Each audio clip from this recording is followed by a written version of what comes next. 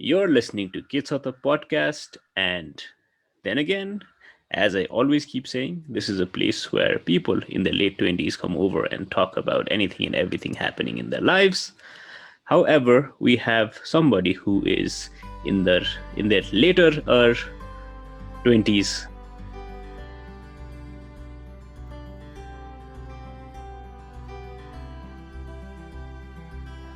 Right now, I've been bringing in guests and people with whom I've crossed my paths in my life. And today I have a person whom I met in Thailand, an alumni of my campus, Sumit. Hello. Hello, Ayush. It's very nice to be here. I've been listening to your podcast for a long time, and I'm really happy with what you're doing here. Thank you. Um, Thank you so much, Dai. and yeah, someone in their later than your age demographic years, it feels nice to be an octogenarian on your platform.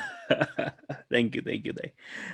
Also, Sumit is also a professor uh, at Assumption University. Okay, Sumit Dai. So last time हामीले कुरा गरेको र अहिलेको कुरा चाहिँ this is just a conversation that struck me is तपाईँले के भन्नुभएको थियो भने यो planning to come back and at the same time तपाईँले त्यहीँ उता बस्दा बस्दै काम गर्दा गर्दै अलिकति वाक्कपन लाग्न थाल्यो स्ट्याग्नेट हुन थाल्यो भन्ने कुरा पनि गर्नुभएको थियो end at the same time अलिकति फर्केर के गरौँ भन्ने डर पनि लागिरहेको थियो तपाईँलाई युजली यो कुरा चाहिँ हामी मेनले गर्दैनौँ because we are we have to be strong and we have to be rowdy and we have to be brave. त्यो बेसिसमा चाहिँ लेट्स गो हेड दाइ के छ तपाईँको हालखबर Okay. मेरो हालखबर चाहिँ ठिकै छ. But the world has changed in the last, let's say, 16 to 18 months that we've been dealing with COVID. And every country has a different situation going on. And here, for work, mostly I've been working online and I've been staying home a lot. And because of that, the factor of not having a lot of friends around me here and not having the same kind of what's the word I want to use here? The same kind of participation in my life or interaction in my life now because of COVID, I feel like more and more like I should go home. That's one of the things. But another thing that has made me feel like I should go home has been that I really miss being home with my friends and family. And it wasn't something I always miss my friends, but and of course my parents. But now it's come to a point where I don't want to ignore this feeling anymore because I feel like sometimes I'm missing out on kids growing up. One of my cousins is getting married in June, right? Every time I talk to him, I tell him about how I dropped him when he was a kid. And now he's getting married. I'm like, what? How old are you now? dropped him in the sense dropped him to school or dropped him from your arms? No, I was holding him and I dropped him. He was okay. when he was a child. Now he's a doctor. Okay. So I don't think I did any damage there, which was phew. Yeah, that was a relief. But yeah, he's getting married, and I was like, where did life go? And I've been in Thailand for 8 years now. I moved here in 2013. I spent the first 2 years doing my MBA, of course, like our host here. And after that, I started working here, and I've been a professor or lecturer at a university here for the last 6 years of my life. But now I feel like, yeah, I should go home. And one of the things that he said, or Ayush said, was we're men and we shouldn't worry about moving and stuff, but we should, because that's one of the big problems of being a man, especially in our type of societies. There's this thing going around called toxic masculinity, right? Where men shouldn't cry, men shouldn't feel hurt, but we should, because we are all going through different psychological events in our lives. And we shouldn't try to become that kind of rock kind of person. I'm not talking about the rock. I'm talking about a rock, right? We shouldn't try to become a piece of stone that has no feeling or no emotion. And that is kind of detrimental to our mental well-being.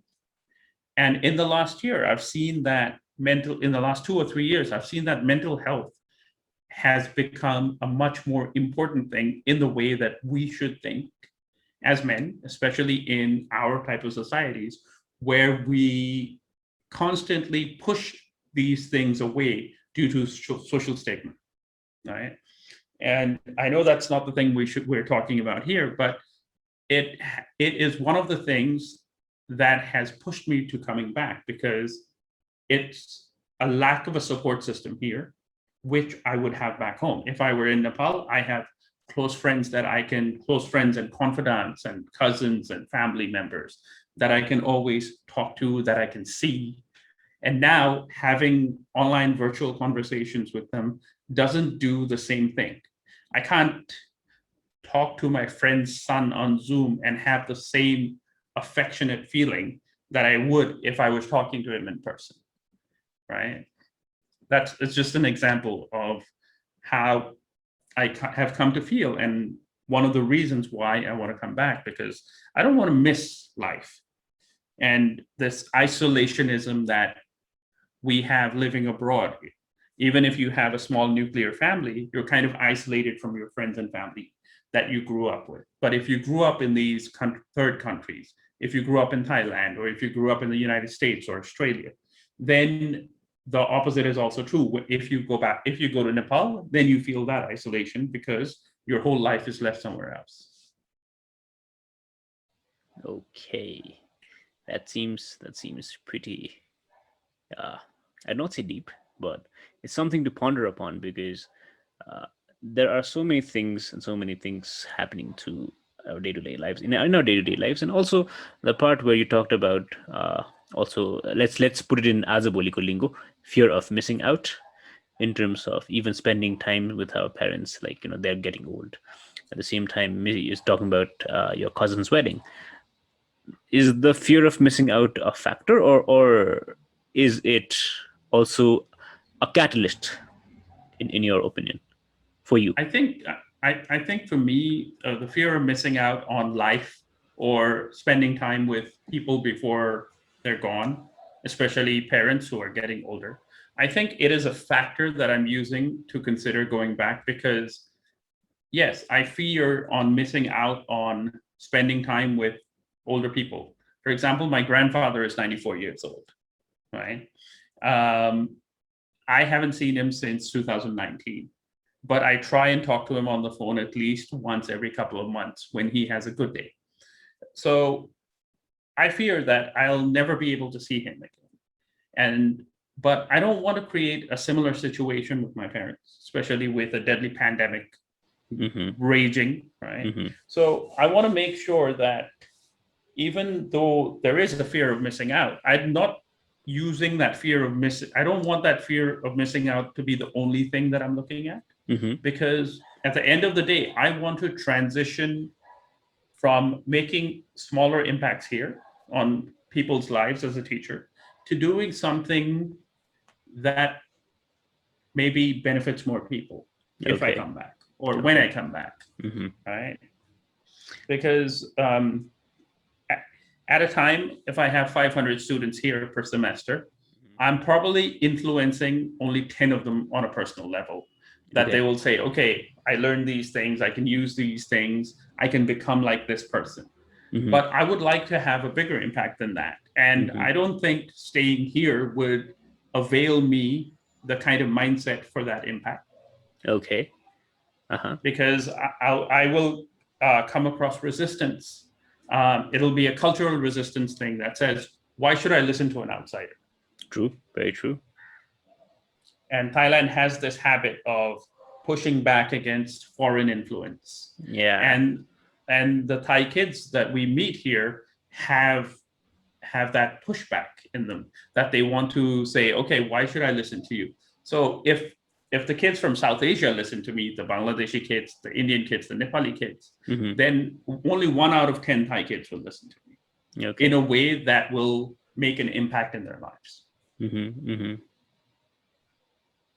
Okay. Like, all right. So On the coming back to Nepal pieces, how scared are you about your career opportunities back home? Uh, On a sense where you've actually been there doing the same job for the past 6 years, or let's say similar type of jobs. So coming back, having an opportunity, getting an opportunity, and making an opportunity are two different things. So how, I'd not say scared, but how much of a challenge do you see when you come back? okay, career-wise, I don't have that much of, well, I'm not fearful of coming back, because one of the things I know is, I know that doing this line of education, this work, I feel like this is my calling, right? But and that's one of the reasons I like doing this. But outside of that, I think that I still have some other skills that can be commercialized, right?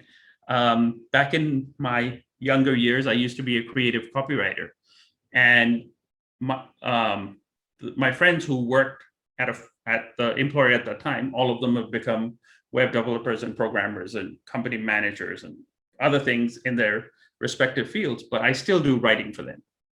They still send me work to write. So I still have other skills that can be commercialized. But outside of that, I don't think that coming back and looking for work will be a problem. One, yes, I have the experience that can help me get a job there, right? And I think that working in Nepal before I moved to Thailand, I have some connections that I have worked very hard to build. So I have a small personal network that I worked very hard to build when I worked in Nepal, and I think that I can probably get some work through that network, even if it is freelance work in the beginning. But I'm not really afraid of finding work with someone else when I come back. I am more looking into, like you said, creating opportunity. What can I do to create opportunity? And the second thing is, what can I do to create impact? Because most likely, as I see it, if I come back and let's say teach at a college, let's say I teach at there's a college in Baneshwar, whose name starts with A. Um,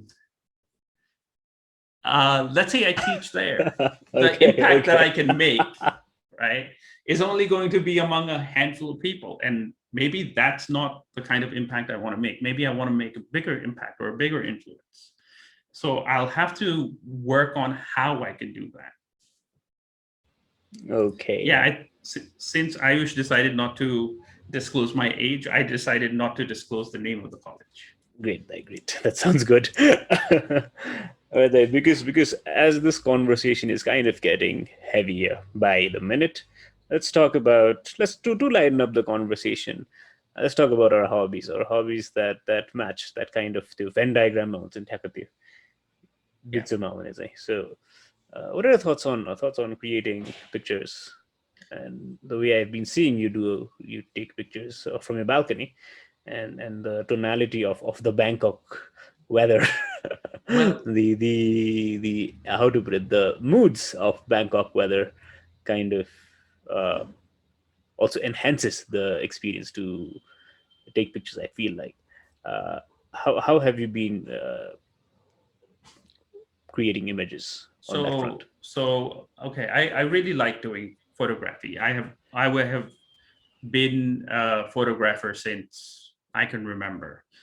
Back in the day, I used to have a Yashica film camera, and then I moved on to digital in 2001. That was when I bought my first digital camera. It was a 1.2 megapixel Casio, right? And since then, I've gone through many different cameras and camera systems and mobile phones. And one of the things is, there are certain things that I see that I want to capture, and I really have the patience to wait for a photograph. I am not lucky in the sense that, oh, I take out my camera and okay, this is happening. I'll take out my camera and bam, I have a good picture. I have never been that lucky, but I have always been patient. So if you see a picture from my balcony on Instagram, for example, I'm sure on my phone there are 40 or 50 other pictures that I didn't choose because I felt that they weren't good enough. And Mm-hmm. now that I'm talking about composition mostly, but in photography now we have creating photographs, right, using editing tools. And editing has become a very important part of digital photography. And I middle a little bit. I don't do very heavy edits on my pictures because I'm not very good at it as well.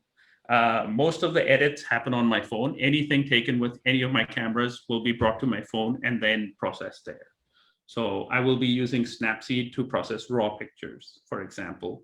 And I'm learning how to use Lightroom because back in the day on Mac OS X, there used to be a different software called Aperture that I used to use. Mm-hmm. So Apple stopped making Aperture, and then I stopped being interested in digital photography, especially the editing side.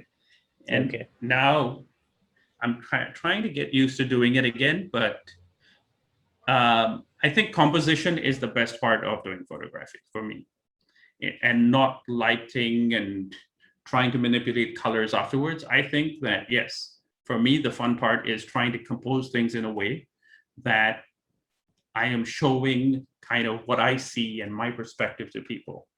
And I like taking pictures, especially around the canals in Bangkok, because there's a lot to see on the canals and smaller things that people normally don't see. Mm-hmm. When Mm-hmm. people think about Thailand or people think about Bangkok, they just think, okay, street food, they're big buildings and malls. Uh-huh. But I want to take pictures of other things. I want to take pictures of people going to school, right? People trying to make sekwa out of onda, um, right? Onda sekwa. Yeah, people having barbecue for breakfast Mm-hmm. Mm-hmm. because we don't expect that, right? In Yeah, our true, kind of true. life, we don't see those things. Mm-hmm. Mm-hmm. So capturing those things is an important part of a story that I want to tell, of my narrative of what I see and what I feel in Bangkok, Uh-huh. Uh-huh. right? So Yeah, but this, also the on the other perspective, right? So what you could have said or what you could have done is, rather than calling, rather than saying that, these days people go ahead and edit photos, you can just put it out there and say, I'm a purist. okay. I'm not a purist. I'm not a purist. Uh-huh. I I change some compositional things sometimes when I think that, okay, the composition isn't right. I kind of move perspectives a little bit, but I'm not an ultra fine editor person because I'm not Mhm. skilled enough. Okay. Let's say I'm not skilled enough, right? If Okay. someone asked me what is your photo editing skill on Snapseed, I'd be like 2 out of 10. Okay. All right. All right. Which gear are you using right now? So I have a Fujifilm X-T20.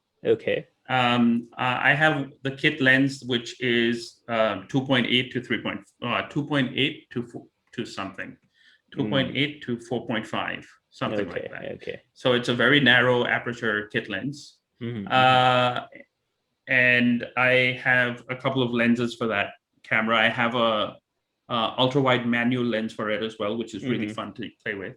Mm-hmm. Then I use a Samsung Note 10 Mm-hmm. for my mobile photography needs as well.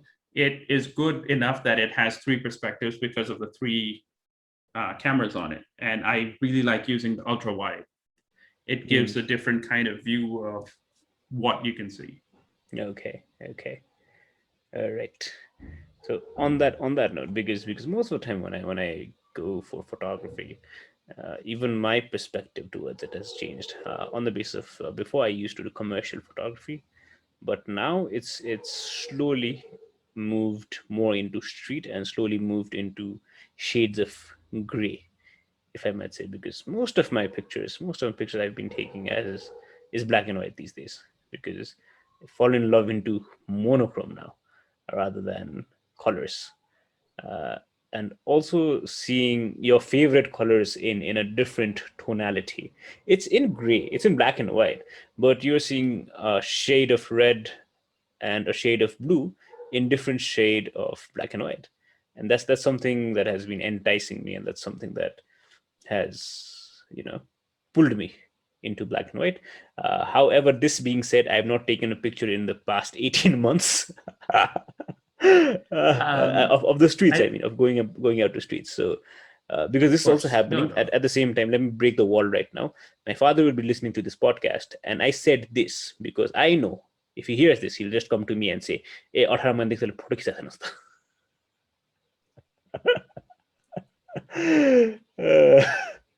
Uh, Um, I try to take as much pictures as I can because outside of photography, cooking is one of the things that gives me peace. And I'm terrible at taking food pictures, so I try to take pictures of other things. But yes, I really like that you are experimenting with something that is different, and that different doesn't have to only be black and white. Me and my dad last year were doing a photography challenge every week. So my parents were stranded in the US during the first wave of COVID because they'd gone to see Okay. my sister. So my dad was bored out of his mind at home, and we used to set up each other with a photography challenge. Now, I would mostly lose because when we had to take pictures of beautiful objects, he had the liberty of taking pictures of my niece, which I didn't have. Okay. So I often lost because of that. But it was a way for us to connect, as well as a way of us to take different types of pictures, right? Like one day we would say, okay, let's do colorful food. Then you put a bunch of fruit together and try to take colorful food, or you put gems in a bowl and then you have colorful food, right? There are so many things that you can do with colorful food, and then you can do black and white or in pets and other things, and that really helps in breaking the single or monotonality of doing one thing in photography. And I really appreciate people who can tell stories in black and white, because for me, black and white photography has this gravitas to it. It is like a different art form than regular photography. So whenever you want to show something in something that looks more important, or something that you want to have a very you want to have people gravitate towards it, or people see it as important, then I think using the black and white medium is a great way to show that importance off. Because if everything else is in color, and then you have that one picture of that one perspective of that one thing in black and white, then you are saying that, look, this is a lot more important. That's why this is in black and white.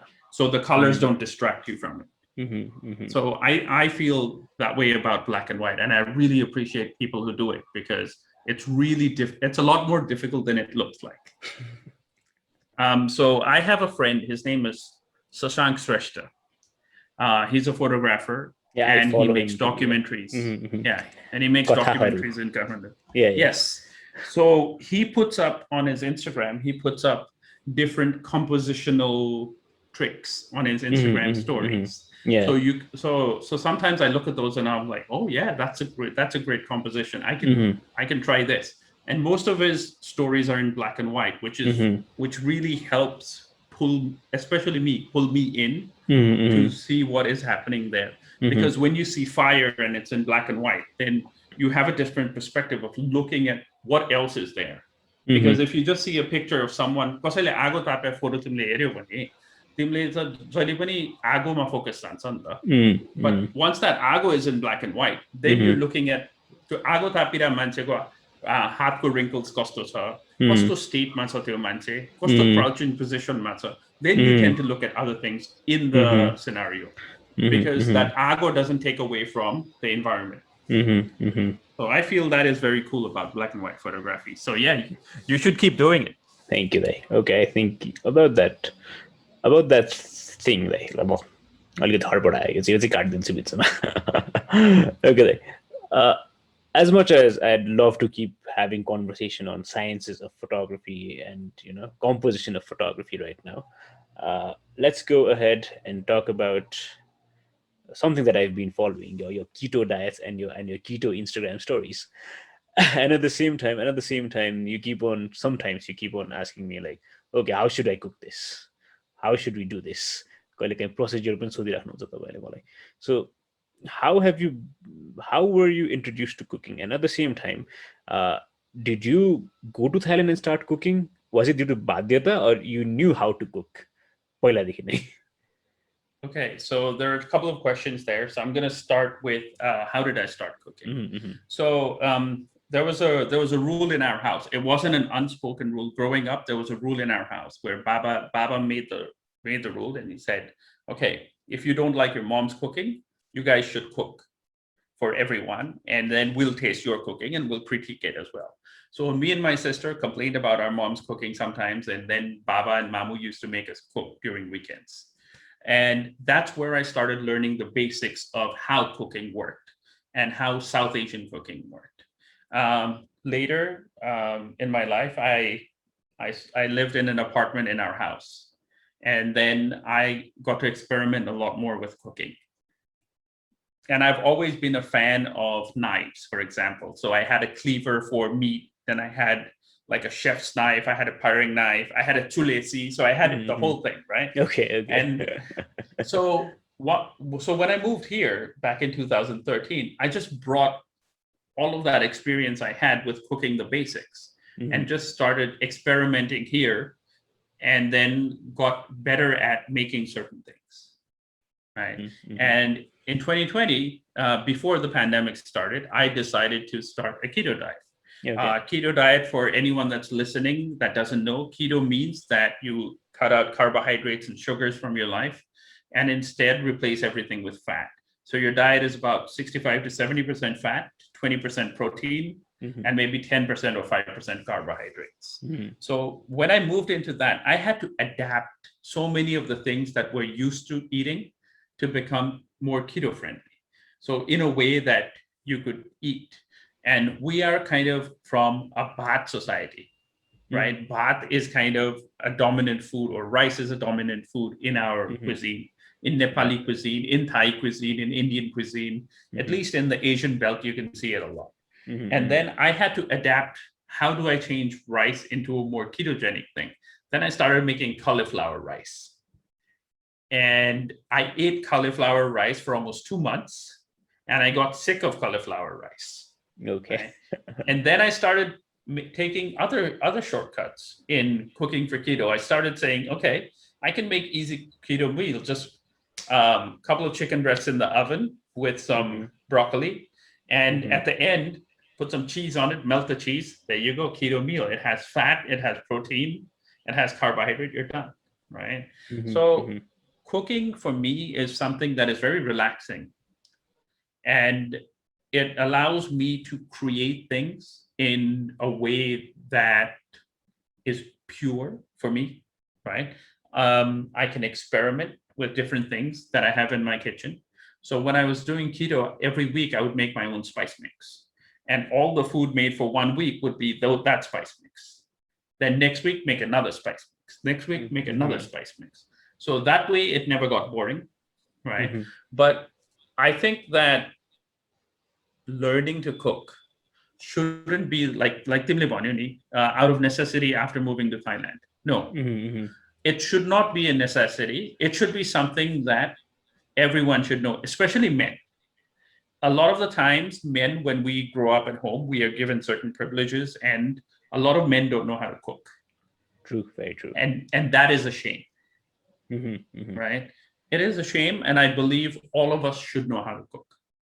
All of us should know the basics of what we like. We should be able to cook at least those things. So timro favorite khana ke ho, timlai at least two banauna aunu parcha, okay? So you move abroad and someone says, Ayush, what's your favorite khana? And you're just like, oh, my favorite khana is choila. I was like, okay, let's make choila one day. I'm like, I don't know how to make choila. It shouldn't come to that, right? It shouldn't come to that. You should at least know how to make that. And your favorite khana doesn't have to be choila. Your favorite khana can be pizza, but you should know how to make a pizza. And you should know how to make a hack pizza, because making pizza dough is tough. It's not for everyone. So if someone gives you a loaf of bread or a couple of rotis, can you make a hack pizza out of that? And you should know the basics of that. It cannot be that your cooking repertoire consists of making kalo chia, dudh hale chia, Nescafe coffee, YY, and usine gonda. That's not enough. That's not enough, right? That's And that's that's not even basics, Kid. That's like rudimentary. so I would say I know the basics of cooking certain foods, right? Mhm, mhm, And certain foods I'm really good at cooking. So for mhm, example, last Friday, when we had our conversation last Friday, I tried cooking rice that day. mhm, I don't have a rice cooker at home, mhm, so I tried making rice in a saucepan, mhm, right? mhm. And I screwed it up because तलपट्टिको rice चाहिँ डढेको थियो, Uh-huh. माथिपट्टिको चाहिँ काँचो थियो, right? Mm. So I screwed it up. But I haven't cooked rice since I left Nepal. This is the first time I'm cooking rice Okay, since I left okay. Nepal 8 years ago, right? So back home, it used to be easy. Mamu used to say, "Ki pressure cooker mal, Mm, ki rice cooker mal," and mm. I was like, I haven't cooked rice, and I was like, okay, I want to eat fried rice, so I should make my own rice, Uh-huh, uh-huh. right? And I screwed it up, and then I went out and I bought rice at 7-Eleven and made fried rice, right? Mm. Because benefit of living in Thailand. But I really enjoy cooking, and Also, I just wanted to add something here. Had Uncle Roger been there, he would have said, "Hiya!" right now. yeah, yeah, Uncle Roger would not have liked my rice. He would have been very disappointed in me. Disapprove. Uh, Uncle Roger disapprove. yeah, I made fried rice last night as well, Mm-hmm. but I bought rice somewhere else, and yeah, I just made a simple egg fried rice with some um, eggs and garlic and ginger and spring onions and chilies. That's it. Okay. Nothing else in it. But yeah, Uh, it goes to show that sometimes you find things on YouTube and you want to mm-hmm. try making them because Mm-hmm. they look awesome Mm-hmm. and you have a feeling they're going to taste awesome. Mm. But sometimes you cook them and it's a disaster. It tastes like someone's foot, right? Mm. And those things happen. And if you give up when तिम्रो खाना जुन दिन बिग्रिन्छ, if you give up, then you're going to become one of those quitters. But more important than that, you're never going to feel the joy of cooking something that tastes good. And when Mm. people give you, and when you have people over and you feed them and they say, "Oh, that choila was good. Mm. Can I have that choila recipe?" And then you're going to feel so proud. You're like, "Yes, I Mm-hmm. did it." Right. But for me, a lot of people see my food on Instagram. Yeah. But and then now I've started, because of the lockdowns and stuff, when I make food, I give it to some friends who live in my building and some other friends. So I try to give out as much as I can. But outside of that, my audience for people trying my food is very limited. Now I've Okay. been experimenting with a lot of Chinese food that you get at Chinese restaurants here, Mm-hmm. Mm-hmm. like the silky potatoes Mm-hmm. and all of those things I've been experimenting with. Those are more difficult than they look. Just usually slicing one potato, you would think, "Euta alu katnalai कति बेर लाग्छ? 10 minutes लाग्छ." You're spending like 40 minutes trying to slice one potato. So, but cooking is great. I love cooking. I could never become a professional chef. And one of the things that I hear a lot from other people about someone like me who loves cooking is, "Oh, you should open a restaurant one day." And Mm. I thoroughly disagree with that concept because I'm not even an amateur chef. I'm Mm-hmm. just a Mm-hmm. home cook that likes cooking, that watches people's YouTube channels and experiments.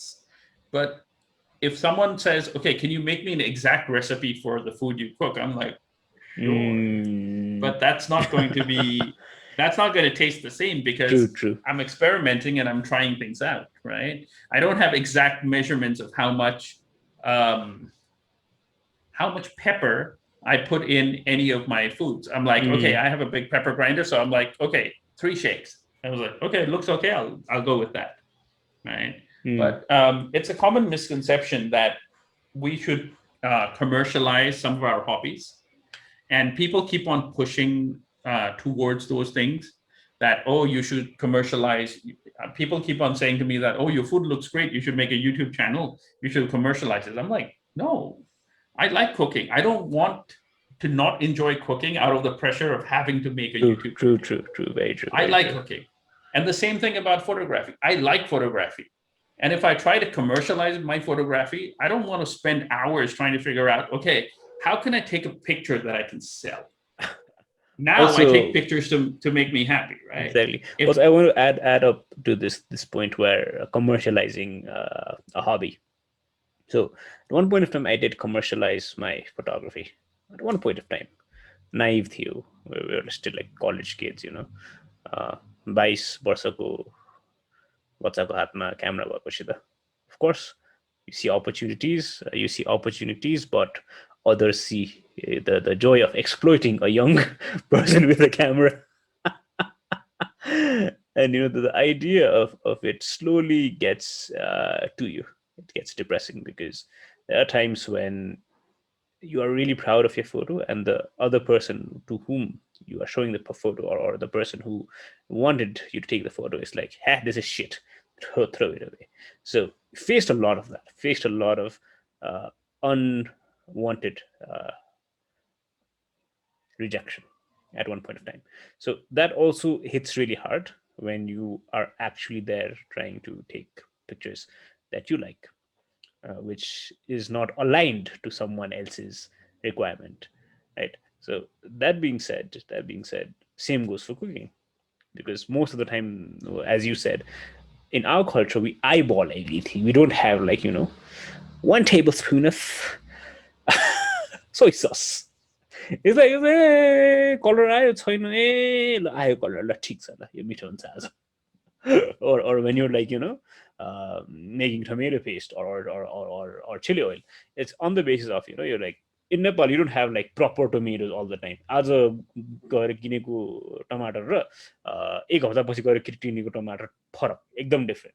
You don't have that consistency. So whenever you're cooking something, it's like, hey, color आयो छैन छैन, color आयो छैन. Once that you have that aroma, that smell, and that color, as you can visually see, त्यसपछि पो त हो हामी, ल ठिक छ है, अब ठिक छ है भनेर. That's how we eyeball, and that's something that I feel like has not been explored to these so-called superior people, because we live in a third world country. Um, I guess yes.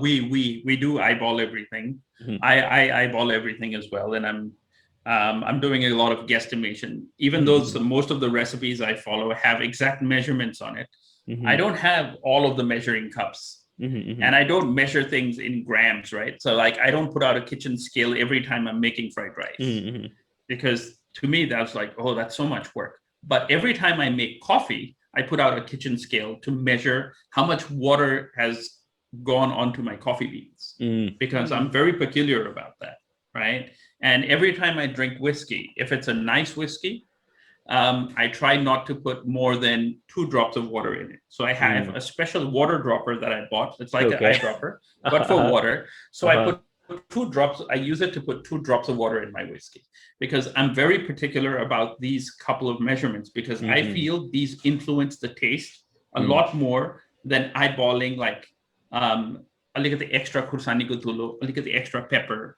right?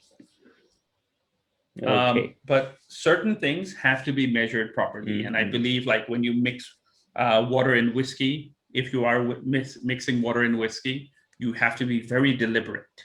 You have to have 2 or 3 drops. Also, so with this, I think there is one final question before we end today's podcast. So it has been really insightful for me as well, because in a couple of years I'll be your age, and in a couple more years I'll be the exact age as you are right now. A couple. I don't think a couple is close couple enough. plus couple. Let me put it. Couple plus couple. Okay. Couple plus maybe some more couples. Okay, so when we're saying a couple, we're not exactly saying 2, right? No. It's like, oh, give me a couple of potatoes. No one's going to give you 2 potatoes. Exactly. It's going to be like 5. Okay. Yeah. On that basis, yes. Like, so one final conversation that I'd really want to have with you right now is, how do you feel when someone pours Coca-Cola in single malt and drinks it like JD and Coke?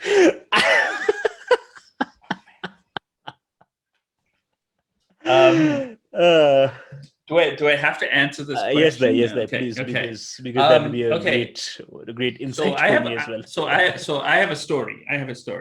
Back in the day, outside of Radisson Hotel, there used to be a bar. It used to be called the Red Onion Bar. Okay. This was back in the day when I started working in 2005-06. So it was there until 2009, I guess. I remember sitting there drinking single malt with a friend of mine, and this executive kind of guy came in and he was like, I had a really good day today. I was like, Malai sabanda mogo whiskey deu भनेर भन्यो. Anikeri, the bartender poured him a blue label. And then the guy said, Malai एउटा Coke deu. And the bartender gave him a Coke because the bartender didn't know what he was going to do with the Coke. True. Then he poured the Coke into the glass. Then my friend sitting next to me called the bartender over and was like, I want to slit my wrist. Okay, so I was very young back then. My friend was a little older because we worked together. But that kind of put me in the mind frame that, okay, there are certain things that you don't do. One of them, with nice whiskey, you don't put in Coke. And a couple of years later, I had a friend of mine who mixed Coke with his Glenfiddich, and I got really mad and I almost threw the bottle of whiskey at his head. So there are certain things you don't do. And to me, one of the things you don't do is if you have a really fine beverage, it doesn't have to be a whiskey. It can be a really fine rum, or it can be a really fine gin, right? The first time you drink something like that, you want to drink it in its purest version so you can soak in all of the taste elements. Yes, if you don't understand what I'm talking about, then yes, don't buy those whiskeys. True. If you don't understand that there's going to be underlying taste in a single malt, then you're not ready to drink a single malt. Just buy the JD and mix the Coke. You're not ready yet. But once you start, your palate starts developing and you start to taste the underlying flavors in whiskeys, in wine, in coffee, then you're ready to try these things. But that comes with experience, and that comes with maturing in the way you drink. So now I no longer drink to get drunk. So the last time I drank to get drunk was almost 10 years ago. Okay. Right. So now I drink for socializing. And if I'm drinking whiskey at home, I drink whiskey because I like the taste of whiskey. So I don't mix things in whiskey when I drink it because I like how it tastes. The inherent taste of it. त्यसको आफ्नै characteristics, right? And I buy the whiskey that I like the characteristics of. And last year during lockdown here in Bangkok, I've really never been a bourbon person. Okay. So I was like, during lockdown, I'm going to buy like 4 or 5 bottles of bourbon and I'm going to try them out. I tried one of them. Okay. I really didn't like the taste of it, so I gave the rest away. So I realized that I'm going to be an out-and-out whiskey person. And I've been experimenting with a lot of different types of Irish whiskeys. And Irish whiskeys are really nice. They have this smooth, sweet taste to them. But if someone is mixing in single malts Coke, that is a crime. You are no longer my friend. I'm serious. It's the same as let's say you go to a really expensive coffee shop and you order a drip coffee, which is let's say 600 rupees per cup. Or I don't think that's expensive enough. 600 baht per cup. Oh damn. For a cup of black coffee, right? And you get that. And then they bring it to you and they tell you about the aroma and what it's supposed to taste like, right? And then you say, "Oh, bhai malai chini deu na isma ala." The person giving you the coffee should have the right to say, "Sir, you do not deserve this coffee. Please leave." Right? And the same should be done at bars and stuff as well. The guy who ordered the black label, the blue label, and the Coke should not be given the blue label and the Coke because that is a privilege. And if you don't like the taste of single malt whiskey and you think it's too strong, don't drink it. But please don't mix Coke in your single malts. That's sacrilegious. You cannot do that. I am against it. Yeah, there are not many things that I am against, right? Like there are not many things that I'm against, but I am against putting Coke in single malt, of course. If you do it in front of me, you're going to get beat. Oh damn! All right, that's all. I just wanted to reaffirm as well. No, it's a light thing because I really like whiskey. I'm not an alcoholic, but I like the taste of whiskey. So I really don't like it when people try and mix things into their whiskey. Yeah, Alright. I can talk about whiskey, coffee for long periods of time. I'm sorry, Okay, it's all right there. So with this we'll end today's episode number 31, the one where Ayush met Sumit after a long time. Thanks for having me, Ayush. Thank you for taking the time off and coming over, Sumit.